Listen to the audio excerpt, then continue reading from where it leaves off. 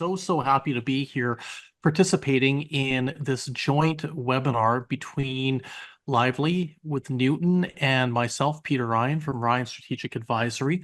Absolutely delighted to be here. And as I'm looking at the attendees that are popping in, I see a lot of familiar names and a lot of friends who are on this list. So no matter where you might be in this big wide world, we are so happy to have you join us. And the talk that we're going to be doing today is, I think, a very topical one because as it stands right now, there's a lot of disruption in CX. There's a lot of disruption as it relates to what's happening in regards to how customers are being serviced, the role of technology, and the role of technology not just from the front line, but also the manner in which technology empowers agents.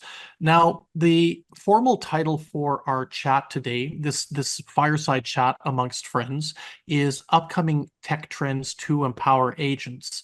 And before we get into the crux of it, what I'd love to do is to get a brief introduction from my two cohorts who are on the line. We'll start with yourself, Hans. Maybe tell us a little bit about who you are, where you're based, what you do exactly, and then we'll pass the torch over to Matt.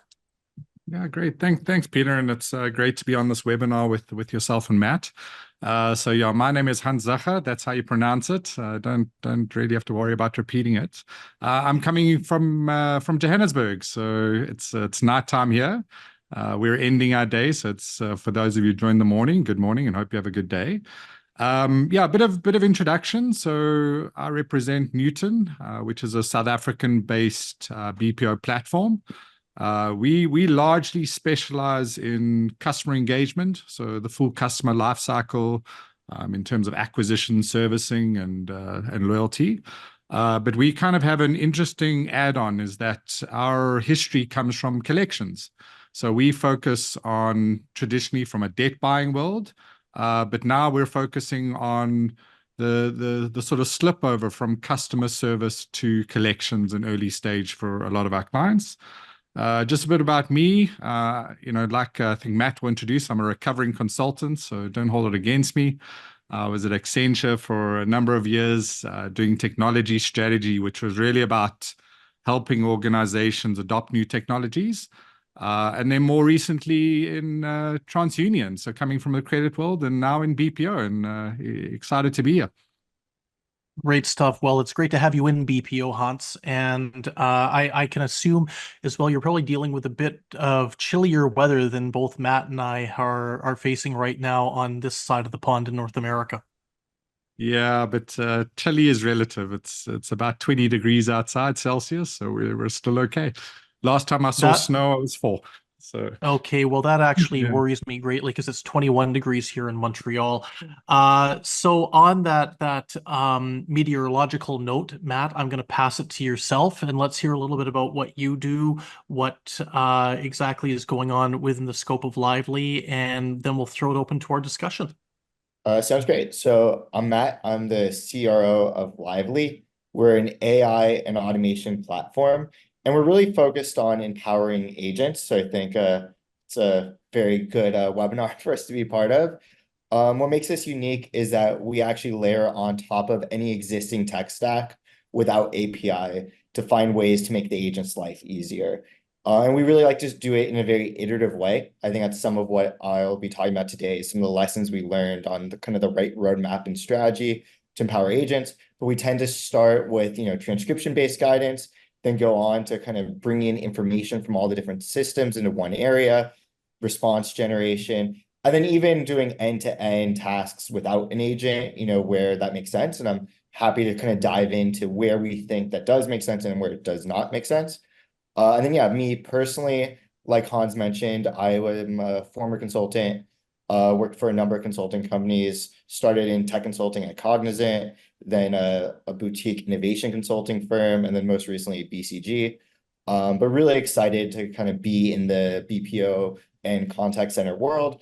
And it's been really great being able to kind of help enrich the lives of agents and bring some of this new technology to these existing tech stacks. Well, that's fantastic. And it's great to have you both as members of our BPO community, having been within the scope of BPO for the course of the past 2 decades.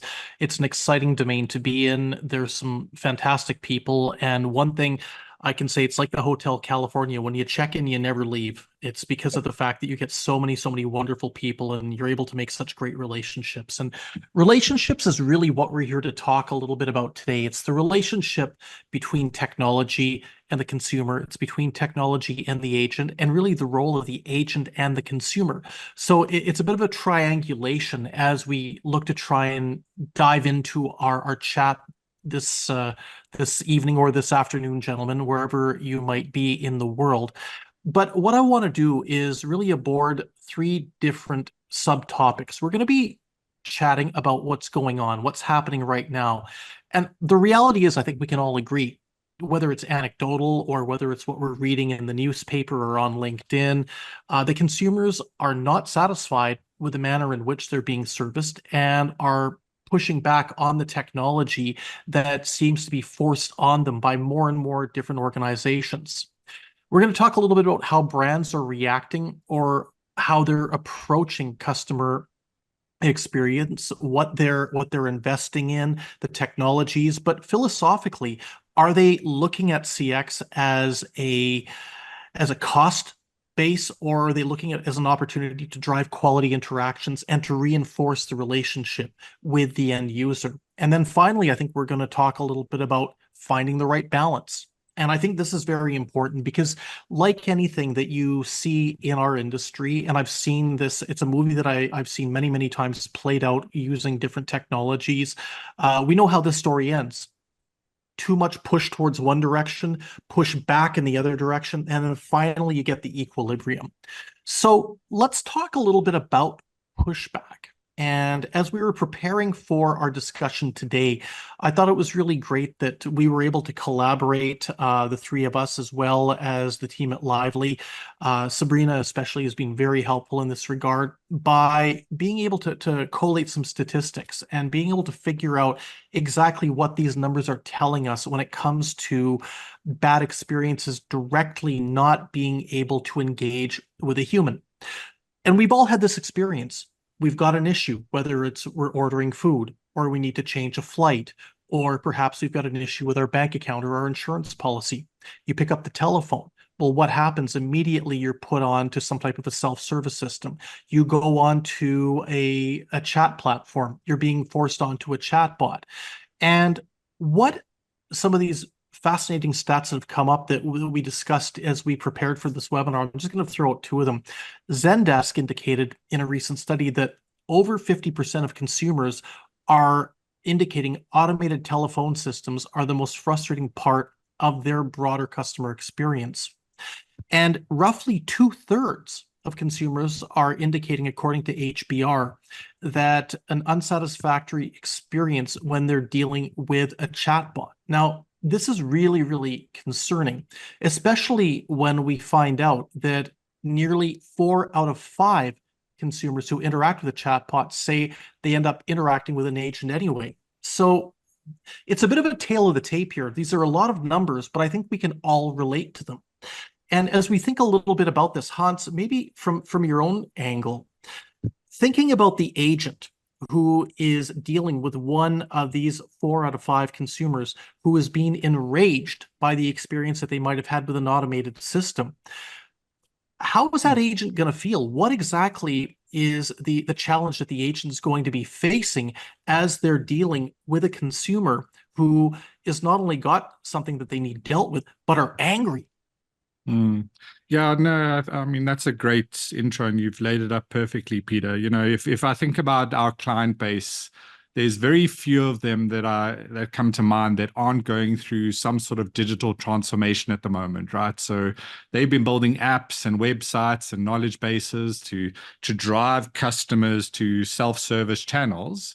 And now when we start thinking of automated contact center and automated AI or IVRs, you know, there's this use of these tools to, you know, augment that overall experience. And the promise behind digital transformation is really about cost, reducing the cost to serve, but also having a great customer experience. But what we see, and we work with quite a lot of brands, is when the technology works well and when the journey is well laid out, the customer has a great experience, right? He might start the journey on the app. It's his app of, it's channel of choice. And he may fall out of the app because he can't do something and he goes to a voice channel and he's assisted there and it's a great experience.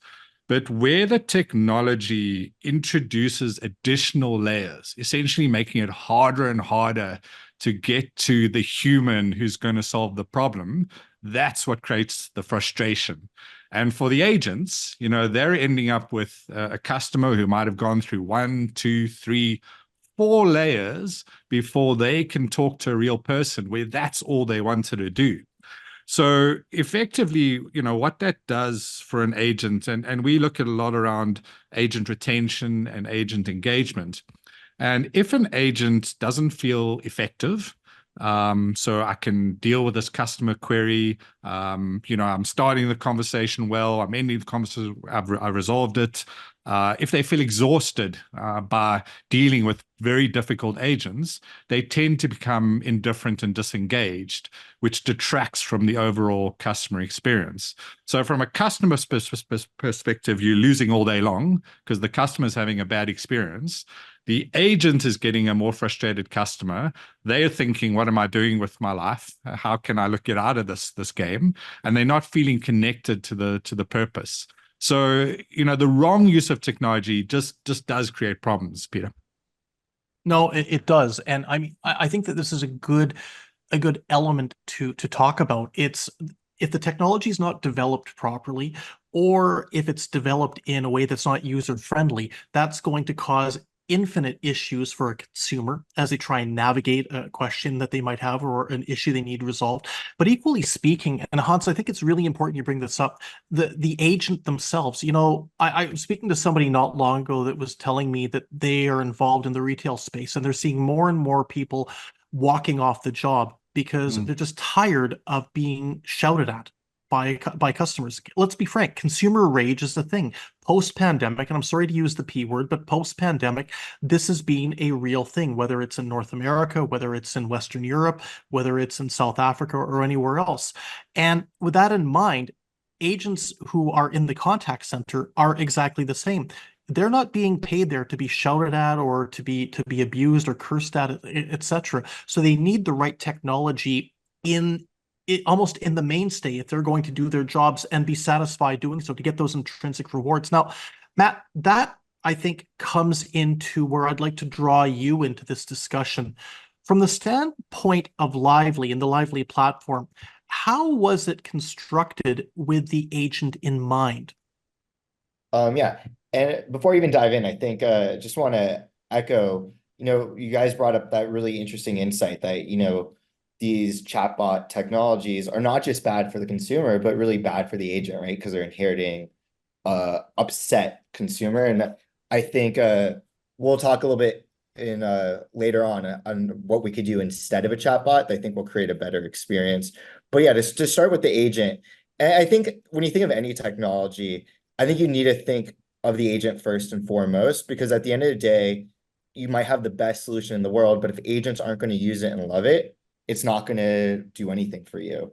And so when we started with this, we thought about, what is it like really being an agent? And, the truth of the matter is it's a very difficult job. What we see is contact centers tend to inherit a lot of systems. They don't tend to get to pick their own systems. And so being an agent means you have to jump between 4 or 5 different systems while managing a bunch of policies, while having a conversation with sometimes upset customers, and all while you're being graded on every little thing you're doing. It's a very tough job. And I think the joke of the matter is most of these agents became agents because they really wanted to interact with customers and have an amazing one-to-one connection. And instead, they're just fighting with technology. And so that's really what we're trying to get rid of here. And I think the example that we kind of use as our guiding light is I think about, being a taxi cab driver in London, right? You have to learn all the road, right? You have to learn this thing called the knowledge. It takes years. You have to learn where everything is. That's kind of what the environment was for agents, right? They had to memorize all these different things. isn't it much better to just have a GPS where you just say, do this, do that, reroute you. Hey, there's might be things you can't even memorize. Like there's a crash over there, please be rerouted. So that's kind of what we tried to build is what would the ultimate GPS be for an agent? Something that will surface the right information at the right time, can maybe suggest responses, suggest certain things to say, and really just help guide the agent so that they don't need to worry about all of the policies and all of the little intricate things that they need to do. And they really could focus on the interaction itself. I think that's really good insight. And I love the example of the London taxi cab because, as you say, the capacity to really understand the different routes and the different directions that you could go down, they could be infinite depending on the company and what the agent needs to service. And, Hans, that brings up, I think, a very interesting point from the perspective of technology and the types of technologies that organizations are looking to procure when it comes to managing interactions. In your view, from what you've been seeing, whether it's within the scope of Nutun or even previously in your career, are you finding that organizations are looking for technology platforms or solutions that are agent focused, that are agent driven, or are they looking for perhaps options that might not be necessarily as expensive, but would be ones that might be a little bit more complex and not as user friendly? Yeah, it depends. It depends who you ask, like in all of these things. And, as Matt said, I think there are those organizations that are taking an agent-first approach, who are saying, what, the agent ultimately represents my brand. The tenure of the agent is super important because they understand my product, they understand my service, and they can better serve my customer. And organizations like that typically use technology to augment the agent, to give them the best information that they've got, to coach them through that journey. The sort of scheduling and the effectiveness sort of technologies provide space for the agent to grow and to learn and to breathe and not to be exhausted and to take breaks. And then you do get the other extreme, where the technology is perhaps viewed as a siloed sort of funnel where we're trying to reduce the overall cost of interaction, but we're not always considering where the customer is actually wanting to go, right? And that when you get to an agent, you want to have a great experience, and that agent is the best representation of your brand in terms of creating those loyalty. So also, Peter, I mean, there is a ton of technology out there. So within Nutun, we've got sort of a department of ours that goes out and scans and looks for great technologies. That's exactly how we came up with Laivly and met Matt. And, we're always looking for technologies that focus on really improving the overall agent experience. Now, other clients will look for other things, but I think ultimately the business case is true that if you can improve the customer experience, it's a lot easier to keep a customer than go out and find a new one.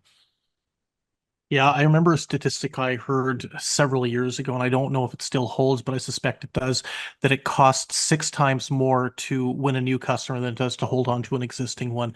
And I think that those are numbers that brands out there today should be considering when they start looking for the cheap options as opposed to the ones that are going to cement loyalty. Matt, what about yourself? What are you seeing in terms of how brands are looking to try and procure technology? Is it more agent-centric? Is it more agent-driven? Or are we seeing a bit of a hodgepodge depending maybe on the sector or otherwise? Yeah, I would say, to your point, it's always like a pendulum, right? And like we'll always get to equilibrium. I find, brands go very deep into customer experience and they go deep into cost cutting, and they're always going back and forth. I'll say, luckily, we work with a lot of, Fortune 500 brands, some of the top in the world, and I've seen them a lot more customer focused, which is really good. And I think, Hans, you said like the key thing here, which is it all starts with the customer journey in mind. Like regardless of whether you're focusing on, tools for the agent or tools for self-service, as long as you're doing it with a customer-centric approach, I think both sides are great, right? And I'm a big believer, look, we're all consumers and we make a vote every time we interact with a company. There's times where if I have an issue, I want to self-service it and I want tools to make it easy. There's times where I just want to do a quick chat or a quick email. And there's times where I want to do a phone call. And I think that the key here is just understanding what does somebody want when they do those times. The reason why a chatbot I think isn't great is I voted, I want to chat with someone, and you're not giving me what I voted on. You're giving me a robot. That's not like congruent with what I want. Similarly, right, if I try to do a phone call and you're trying to divert me, it's a really bad experience. So I think it's really how to use technology to give customers what they're looking for as efficiently as possible. Yeah, and I think that's the whole thing. You laid it out there: vote, choice, options. And this is what I think a lot of organizations just don't feel, or a lot of consumers don't feel that organizations from which they're buying are providing right now. And I think we can all recall there was a bit of a scandal about 18 months ago when the particular airline in the United States decided that it was going to go 100% non-voice, and it was going to go 100%. They were going to push more and more for automated solutions. And this was right before the Thanksgiving weekend, which could not have come at a more challenging time, as we know the extent to which people travel in the US around then. And I think that really lays into the next part of our discussion, and that's the idea about the contact center. Is it a cost center, or is it a means of reinforcing relationships? And we're seeing a lot of different approaches to this, depending, again, on the sector or perhaps the geography involved, where an enterprise might be sitting. But here's the reality. Being able to reinforce that relationship through good interactions, not good interactions, but exceptional ones, which is what I think people are looking for today, but unfortunately are not necessarily finding that the level of expectations being met by reality. That's really interesting in terms of going into this segment of our chat. And Matt, being on the agent assist side of technology, how are you seeing the extent to which brands are approaching automation as a tool? And going back to that idea about choice and about option and about voting for the right, not just channel, but do they want to be self-service assisted, or do they actually need a human on the other end of that interaction to enable and guide them through to the destination where they might be going? Got it. Yeah, I think this is a topic I think I feel most passionate about. And it's really what you said a little bit earlier, which is, are you a cost center or are you an experience building center? And I think this is something that, clients need to really spend time thinking about where they want to go. And I think, with this new technology being so great, I'm a big believer you need to redefine the contact center as something that it builds experience. Because it's very easy if you say, hey, we're just a cost center and we're here to solve problems, very easy to say, okay, we're going to automate all these problems away. But to the point we said earlier, people are still going to vote to want to talk. And so you're not going to be servicing what they want. And then also it's a huge missed opportunity. And so where I'm trying to advise a lot of my clients and where I'm getting excited and I'm seeing the momentum is I'm seeing more and more contact centers rolling up to the marketing department, and they're becoming an extension of the brand itself. And, I mentioned I'm a recovering consultant. Clients would spend tons of money to do some consumer research. But how crazy is that you have your actual consumers calling you every single day?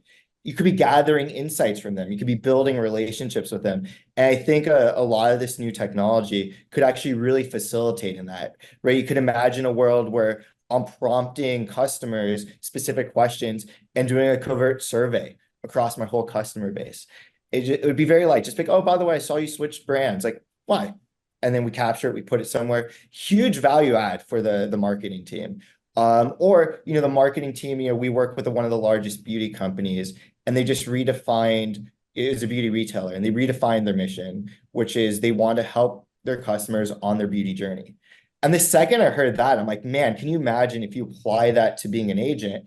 Here's all the other things an agent would do. They might be giving you advice. They might be giving you personal follow-up afterwards with an article of something that could help you with whatever product you just bought. And there's so many ideas you have that could really build that strong connection. And so I'm a big, big believer that is where companies need to go. I think the alternative is you're going to automate away almost your entire staff, and you're going to have a really bad customer experience. Yeah, I couldn't agree more. And Hans, that emphasis on quality that Matt has just touched on, and the emphasis on investing, and the keyword is investing, I think is especially appropriate for yourself being in South Africa. You know, one of the things that I've covered over the course of my 2 decades in this industry is the extent to which South Africa is seen as a premium quality offshore option. You set up a contact center in South Africa to maybe serve the North American market or the UK Ireland market or the ANZ market because of quality, the quality that's associated with the agents found in South Africa. If you're looking for a low-cost option, you're going to go somewhere else. That's just the way it goes.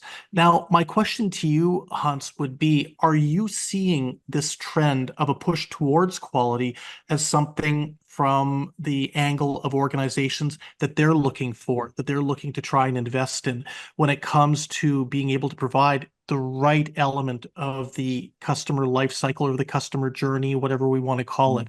Is this an approach that more organizations are willing to take on? Yeah, so and maybe just also loop back to the cost versus the profit center. So, I mean, firstly, what I would say is with the pace of technology, the ability to automate digital evolution and AI, the cost is something to go after, right? I mean, there is absolutely scope to have a more efficient contact center using the technology. So I think for me, it's an and. So absolutely, the cost, per interaction or whatever metric you want to use, should be going down over time because the technology is getting just so much better, or as these tools emerge. But when you think about quality, and you start thinking about the mundane tasks being stripped away from the agent, having a more effective conversation, perhaps on the post-call wrap-up or capturing the disposition data, that reduces cost, but it also helps to have a quality interaction because the agent can now focus on the matter at hand, the complex interaction that the customer called in for. If it were simple and the customer had a great digital platform, it would have been handled there. If the IBR was great and was simple, it would have been handled there. And the customer would be trained to go to the digital self-service channels because I can do it in a much quicker time. It's going to take me 15 minutes with an agent. I can just do it in my own time and my own space on the app. So what that essentially means is that we do start seeing that the conversations get longer, they get more complex, they require more empathy. They require the agent to have presence of mind and skills to be able to address that issue and have the tools that sit behind them. So while we may think that the overall cost, all things being considered, should come down, the cost per interaction actually goes up. And what we're also seeing is that the cost per agent goes up because agents become better at what they do. They become specialist agents. So I think you are seeing this general drive to spending more money on quality, moving away from average call handling time to really look at the quality metrics and did I have a great customer experience while still reducing the total cost of the contact center? And I really think that's what it comes down to. Did the end user have a great customer experience? And what I think is sad is, and I was saying this to somebody not long ago, it's really depressing to think that great customer experiences, I'd say maybe 5-10 years ago, were just what we had come to expect. Now it's to the point where if you get one, you're telling everybody about it. And that shouldn't be exceptional. It should be the rule. And this is when what I think is really hitting home for so many different organizations, that they've not aligned, that they haven't found that equilibrium, the equilibrium that we talked about at the outset of our discussion. And that, I think, probably comes down to the fact that there's so many different firms out there that have not really come up with the right technology roadmap and the right, almost, how would we put it, digital transformation, I know is a term that's being used quite a lot, but I think it's very apropos in terms of what we're chatting about today. And the reality too is you guys are both ex-consultants, implementing a shift in technology mindset cannot be done overnight. That's almost a cultural shift that's going to take some time. But there is no room for anybody dragging their feet on this. And if we're looking to try and think about what needs to be done in terms of digital transformation or implementing shifts in a technology roadmap. Matt, Laivly talks a lot about this whole concept of road mapping technology around customer experience. Can you maybe talk a little bit about what that means and what is the approach to this from a Laivly perspective or a philosophy in terms of how it looks to try and undertake these types of shifts with the clients it works with? Yeah, I would say nothing makes me sadder than when I see a client and I see them a year later at the same conference and I check in and I say, how is it going? How's your AI automation journey going? And they've made no progress because they've been planning or been configuring or implementing for that whole year. So I'd say first and foremost, when I think about road mapping, the biggest advice I have is go iterative and focus on a quick win. You don't need to solve everything all at once immediately. I think that's like the easiest trap. There's companies we talk to and they're like, I got to map out every possible use case in the world and I got to map it all out and then I got to think about my forever vision and build that all at once. I'm a much bigger fan of like iterative quick wins and really more of a sprint-based methodology. So where we like to start is, the quickest win we've been seeing is things that are transcription led. So, right, if you could just give some live guidance on a call based off what's being discussed, automate things like case notes, get some analytics from the call. We think that's a quick one because like one, agents really struggle with case notes. They don't like it. It's also, to Hans' point, a big driver to HT and cost. And then from there, that's like a nice kind of platform to work your way out, right? Once you have the agents being used to giving a light level of guidance, you can just add in a little bit more guidance or start bringing information from other systems.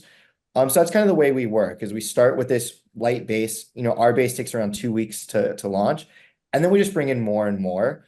And that would be my number one advice. Like if it's a 6-month or 12-month project, you probably are biting off too much more than you could chew, right? And I think it also just makes it much harder to get approval. To your point, you're asking, how are these companies thinking about that? If I went and said, look, I need a year to do all of these things and I need all of this money up front, now suddenly it's going to take so much longer to ROI and that there's a whole calculation there. And so that's where I try to steer against. I think one of the advantages we have is that we layer on top of people's technology. So you don't need a re-platform. There's others that do it too. So I'm not fully plugging us, but I would say I would start there. Like try to see what you could do with what you have versus trying to do a big re-platforming. Because again, that you're just signing up for a 2-3 year project. And by the time that launches, like the industry is going to have moved a bit. And so, that's kind of my advice. Be iterative, quick wins, and start with something that the agents are going to love and work your way out. One last thing I will say, sorry, I'm pretty passionate on this topic, but this is a mistake we made many times. And so we had to learn the hard way. It is so, so tempting to start with the most complex thing you have. So like there's clients where say, hey, we want to bring you AI automation. And they go, okay, great. We have a 30-step return process. Let's start there. And it's so tempting because you're like, man, 30 steps is really annoying. Let's do it. But it takes so long to configure all the business logic of those 30 steps. And agents are not only handling returns. And so by the time you launch this, you're just launching something that's only focusing on like maybe 10, 20% of the calls an agent's getting. And it's hard to build that habit. So the last thing I'd leave people with is focus on frequency. Even if it's like, I'd rather save 10 seconds on every call than 2 minutes on 20% of the calls, even though the math isn't as good, because you're building a habit. And that's a key point is that agents need to be used to using it. Otherwise, you're going to get no time at all. Okay, thanks for that. I love the incrementalist approach. It not boiling the ocean is something I've always strongly believed in, not just in terms of CX, but also in practically any part of life. If you can avoid making those grandiose, sweeping attempted reforms and start simple and work your way through it, you're going to have a much better chance of success. Hans, thinking a little bit about this, when we're talking a little bit about helping organizations determine what are the right requirements for them from a technology standpoint, what exactly is the role that you play in this, and what are some of the core tenets that you would bring to the table, maybe much in the same scope or the same philosophy advice wise as what Matt just discussed? Yeah. Uh, at Nutun, for us, a core principle is we want great people with great technology. So coming out of the collections world, where essentially your efficiency is how well you do, we've kind of worked on all these technologies over many years, and we've seen the benefit of it. So for clients, we like to create a partnership type environment where on an annual basis, let's just think about what we can do this year, not necessarily the year after it or the year after that. What are the few big things that we need to do from a technology perspective? And that's usually a mix of what the client is doing in terms of their own systems, digitization or core system replacement, or those kind of things, as well as the things we can do to improve the customer journey or get to a particular outcome. And typically, we really like to take a analytics and data-driven approach. So we got a team of data scientists, and we love to kind of get all the data we can, customer data, speech data, insights data, plug it in and say, what do we see as the big problems that we can solve or the opportunities that we can create? And how can we progress the solutions to get to those opportunities over the next 12 months. And we like to do that on a regular basis and keep that cadence going. But having said that, there's always those things that can be game changing and completely disrupt. So we also run an innovation lab concept. So just like we have agents who present a particular cost base, we have technology innovators who also have the same kind of factors. And, the idea of innovating in a head office somewhere in North America and UK versus let's innovate in the operations. So let's carve off a section of agents, something that we can test and trial. If it works, we walk across the floor, we go into the operations and we implement. So innovating, at the coalface is something that we believe in. We don't always get it right. In fact, if we got everything right, we're not being ambitious enough and we're not taking enough risks. So, but I think, it's that balance of, these are the trends, they're proven trends, we've got to extract the benefits versus let's take a few bets on game-changing things that we can do in the environment as well. I'm going to ask both of you now to talk a little bit about the relationship between your two respective companies, because I think that one of the things I've picked up on over the course of our chat and also the interactions I've had with Laivly and Nutun over the years is you've got a very congruent and very complementary approach to CX. So, Hans, I'll stick with you first, and then Matt, we'll jump to yourself. Talk a little bit about the relationship between the two organizations and how the two of you work to try and drive the best possible CX for your clients. Yeah, no, absolutely. So, we are a firm believer in partnerships. We don't think we can be the best at everything. So we like to partner with folks like Laivly who are really good and experts at what they do. And a lot of the discussion is about, what I spoke about, which clients have the kinds of problems where we think the combination of a Nutun and Laivly can address. And very much we like taking a POC approach. Let's try something. Let's try get the value. Let's see if we can, the combination of the three of us, Nutun, Laivly, and the client, how can we take over the world? How can we do amazing stuff? So we love experimenting, we love innovating, and we like partners who have the same philosophy. Great stuff. Matt, what are your thoughts? Yeah, I think, Hans said a lot. I think the biggest thing is just what you said a little bit earlier, Hans, which is great people, great technology, right? That is the winning combination.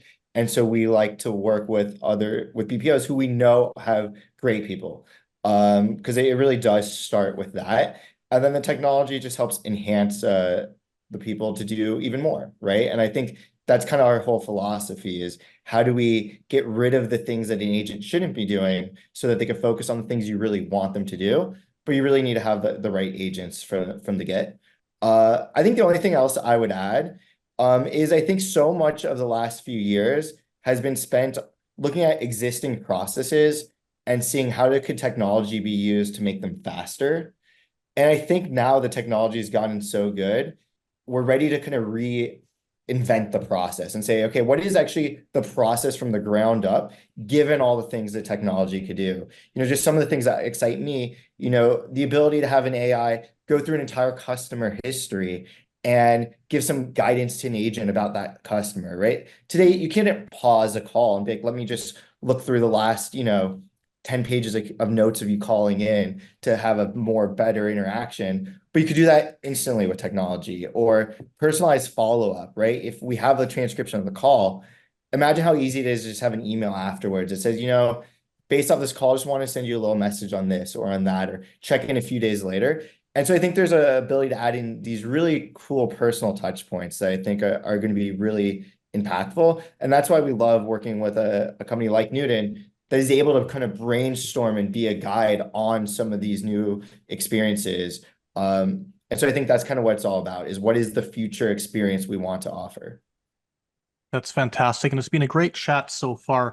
And I would just signal to everybody who is participating as a watcher or as a listener to this discussion that feel free to send some questions, and we would love to take them on. And as you're doing that, as you're formulating your questions and putting them into the chat box or into the Q&A box, whichever one you may choose, I'm going to look to the future. And sticking with you, Matt, and then over to Hans, give some thoughts from your perspective about what you see as the extent to which brands are looking to try and implement these types of technologies, and where these technologies are really leaning to as we move into the second half of 2024 and beyond. Yeah. Sorry, was that me first? Either one, you whoever wants to jump at it. Yeah, I can take a run at it. So I think, I mean, the hot topic is AI and how we can use AI in various ways and means. And I think that's probably going to dominate the near term. But I think we're probably past the froth of AI excitement, and now we're in the actual guts of AI use cases and making them practically work in a contact center or a broader customer experience environment. So what I do see is, people are going to clients are going to start thinking about, well, what are the things that I really need to have to enable great AI, right? I need to have a customer journey that supports it, a re-engineered customer journey that allows it. I need to present it with the right kind of customer data. I need to make sure that it stays on the rails and does what it's supposed to be doing. But if I look at those things, those are kind of the things we've been doing with agents for a long time, right? We train them, we QA them, we engineer processes and customer journeys around them. And I think we're going to look at a repeat to say, well, how do we kind of match, bring the AI into the human world, either to have a fully facilitated AI journey that goes along a particular process, or a breakout to a human and the AI further enhancing and augmenting the human interaction. So I think probably the next year or two, I think, is largely going to be about that. But as I said before, I think there is still legs in the good old contact center technologies and efficiency, routing through the right channels, making sure that, the efficiency, the effectiveness, and the qualities are there, how you measure it, how you improve it over time. So it's going to be an interesting time where we're going to have to balance, there's still life in the old, but there's all this new stuff. And I think it's going to be interesting to see how we can manage those as we go forward. Super. Thanks, Hans. Matt, over to you for some final thoughts. Yeah, I would say similar to Hans, obviously AI is the hot topic. I'll just try to break it down a little further. And, I'm a big fan, as a consultant, of the rule of three. So I think of it as like three different areas. I think of it as generative AI, which is suggesting responses. And I think, that's probably the easiest one to understand. And I think that's the one that's kind of getting rolled out the most right now. I think secondly is LLMs and the ability to kind of use your data to help maybe surface the right answer to a question or things along those nature. I think that'll be kind of the next big thing happening. And then the last thing I see is, it's kind of a cousin to AI and just kind of gets looped in, but I'd say automation. I think that's where AI gets the most powerful, right? You don't just want answers or writing, you want the ability to do things and to execute. I think that the term that we think is going to be the next big term, so maybe we could like meet up in 6 months or a year, see if I'm right. I think the term cobot, which is the idea of having a robot run your tech stack the way it is today. And I think that's kind of been our philosophy from the beginning. I think that's going to make it much easier to adopt, right? How do we just have an AI know what to do with your existing infrastructure? That's fantastic, Matt, and thank you for that. And I've always actually had the belief that automation without AI is nothing, and AI is a very nebulous concept if there's not something there for it to automate. And I think that you bring us to the close of our formal segment with some great thoughts, as did yourself, Hans. So we have had a question that's come in, and I think this is a very pertinent one. Now, the individual who sent this in is asking if most product solutions are similar, and I think we can all agree that there's a lot of genericization in the marketplace right now. How important is it to partner with the right company? Hans, let's get some thoughts from you on this.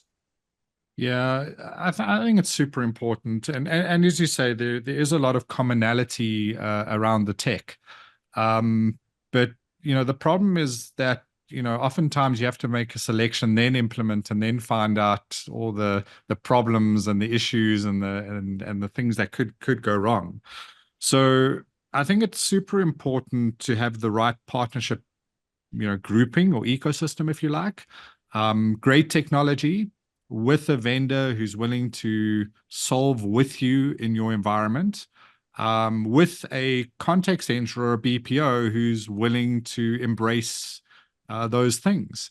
I think a lot of contact centers are focused on number of seats and driving that up rather than outcomes, which is counterintuitive to what an organization is trying to achieve. So, I think it's about having all three of those components. Who's providing the tech? Who's going to implement the tech, and where's the tech going to be implemented? And I think once you've got those three things, you're much better set up for success. Great stuff. Matt, when we think a little bit about partnering with the right company, a lot of it has to do not just with the solutions, but the chemistry between the individuals who are going to be working together. From the standpoint of what you've seen as a consultant now at Laivly, how important do you feel that personal warmth and the shared philosophy are important for a solid partnership over the long term? Yeah, I think this is crucial. I mean, I think, there's no really one size fits all AI, right? So you really want to partner with someone that can make it work for you. And so I think to me, it's two things. One, it's, like, do you have that correct personal relationship and that same philosophy, right? Like, what are you trying to achieve? But also I think a big thing is contact center experience. Like, so many new entrants are coming into this space. It's very obvious spot, right? You have AI and automation, you have contact centers, which is a huge industry, a lot of time to be saved. But what we find is that a lot of these new companies don't know how to speak the language, don't know how to think like an agent, and they usually end up designing some sort of solution that feels good on paper, but ends up running into a trap of some kind. And so I think, like, beyond even just the relationships, you really want that contact center expertise mixed with that technology experience. Like, you really do need a solid Venn diagram of those two if you want to come out ahead. Okay, great. I'm just looking, and I don't think we have any more questions that are popping up. We'll just take a couple of last seconds in case anybody wants to send something in. But I have to say, gentlemen, this has been an absolutely fantastic discussion. And as somebody who works as a market analyst, I'm always looking for cutting edge thoughts. I'm always looking for innovative, what I would say, warm approaches. And in my opinion, this is, I think, a very, very important discussion that we've had, and it's been very much illuminating. So with that in mind, I don't see anything else that's come through. Oh, wait, we do have something. Wow, somebody's been very generous in terms of the writing, and I think they typed very fast. So let's read this out. is there a trend with companies that are too big to fail who feel that it's easier to have a cost center instead of an experience center? Hans, why don't you dive into that one, and we'll take a look at what the other elements of the question are as we go into that. Yeah, I think that is true. I guess what I sort of zero in on in that question is size important? Are bigger organizations less likely to innovate and to view contact centers as an opportunity to reduce cost or not? And I got to say, Peter, in my experience, it's about the leadership. And it's the philosophy of the customer service executive who's looking at it and saying, you know what, either I recognize that this is an opportunity and an extension of my brand, and there's real value in the contact center, or it's the alternative. And I think from my experience, I think there's more of the visionary folk than the cost center folk. I think a lot of, I think the market is moving and has shifted away from, we had nearshore, we had offshore, we had the outsourcing, your mess for less, we had the optimization, and now we're absolutely in the contact center as a partner. It's going to help me transform my customer experience. And I think a lot of leaders are in that space, irrespective of size. I mean, we've got leaders with contact centers of tens of agents and hundreds and thousands of agents. But it's universally true that if there's a vision, regardless of the size of the contact center, the focus happens to be on customer experience. Okay, cool. Now there's a second part to that question, and I think we'll wrap it up at that point. Matt, I'd like you to take this one because I think this is a very important point that this person is asking. How do decision makers at the executive level view the customer experience? Now, the reason I say this is important because we know so much more pressure is being put from the boardroom onto the CX delivery or the CX management. And I'm wondering, is there congruency or is there a disconnect between what the board level might be thinking versus what the reality of dealing with the customer experience, whether it's digitally or voice-wise, might be facing? Yeah, and this is a kind of the point I was making earlier that I'm like super passionate about. It's really like the philosophy of why does a contact center exist? I would say I'm seeing more and more are seeing it as a way of connecting and building relationships with customers, but not everyone is thinking of it that way, right? So I think it is actually the job of the contact center leaders to make that case for their leadership. And the way I would make that case is doing a few things. One is trying to align more with marketing and the vision, right? Like we said, there's a lot of value in these customer base. You could upsell them, you could gather information from them, you could forward your brand message with them. Like these are customers that are your company is paying a lot of money to get in front of in every other channel. So how do you kind of make that case to what were we going to do in this channel to add some value? I would say, secondly, it would be about having a business case that starts. That's kind of why I like the roadmap. Start with a quick win. You're not asking for too much, but that has a broad vision of where it's going to go. And that will kind of get your foot in the door to get your way through that. And I think, yeah, those would probably be my two recommendations is really figure out how do you align with like the marketing team or take value out of these customers and have a business case that's, easy to just start with. But I think if leaders don't go down this road, like I don't think you're going to like the alternative, right? You don't want to be redefined in this automation world as just a cost problem solving center because it's just not going to end well for anyone. It's not going to end well for the org. It's not going to end well for the customer. Hans, I want to get you to weigh in on this too, because I think it is an important element. And Matt, you've just nailed it, I think, just in regards to what some of the broader strategic elements are that the boardroom, I think, in many cases is waking up to. The fact is you can't view the CX function as just a cost center anymore, as the ginger-haired stepchild gets sent to the corner. This is very much a strategic element of the business. And Hans, from what you've seen, whether it's clients that you're working with, brands that you're supporting in South Africa or overseas, how are you seeing, or are you seeing a shift in this board level mindset as it relates to CX? Yeah, I think so. You kind of took the words out of my mouth, is that contact centers were something we could outsource. It was put over there. And I didn't worry about it because, to use Matt's word, it was a problem-solving thing. And, I try to drive the costs by labor arbitrage or whatever the case may be. But more and more, I think executives at the exco level, and we're engaging with more and more of those types of folk, is they're seeing it as part of the overall customer experience equation, right? And and it has to be, right? If you're investing a ton of money in digital, if you're placing your bets on AI, if you're optimizing your supply chain and spending money on your back-end systems, that will affect your contact center, and your contact center is part of that journey.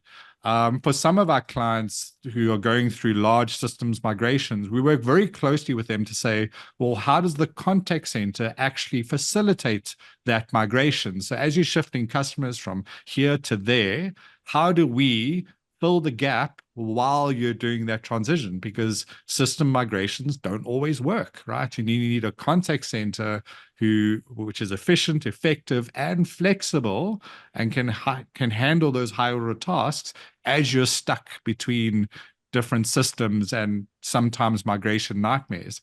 So I think whether we're transforming the organization, which a lot of organizations are doing, the contact center as a solution, or whether we're trying to acquire customers or launch new products or just drive up customer retention, the contact center is a large part of that answer, but it's not the only answer. And I think there's a broad recognition that it's a part of the puzzle, and it's an important part and a strategic part, and no less important than any other bits and pieces.